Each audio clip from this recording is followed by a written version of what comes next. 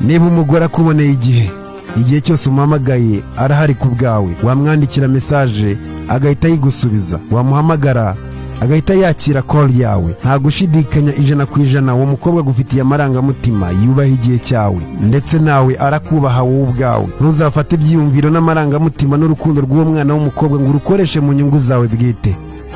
Utazamera nk'aba bandi bamenye agaciro k'ikintu mu gihe icyo kintu kitagihari, batakibasha kuba banakigarura. Ntuzigere ukora ikosa ryo kubura umugore iteka ryose ukubonera igihe. Kuba iteka ryose akuboneye igihe cyose umushaka akaba arahari, ntabwo biba bisobanuye ko uwo muntu aciriritse, nta nubwo bisobanuye ko adafite ibyo yakabaye kuba arimo arakora. Cyo yakoze gukora ikintu cye kataraboneka, yakuremeye umwanya mu mutima wiwe. Igihe wirangayeho uwo muntu akagutera umugongo, nibwo uzahita umenya neza ko amazi akonje atandukanye cyane n'amazi ashyushye. Fatirana ayo mahirwe ukunde uwo mugore n'ubuzima bwawe bwose, kubera ko abagore b'umutima barabuze. Haguma Fashion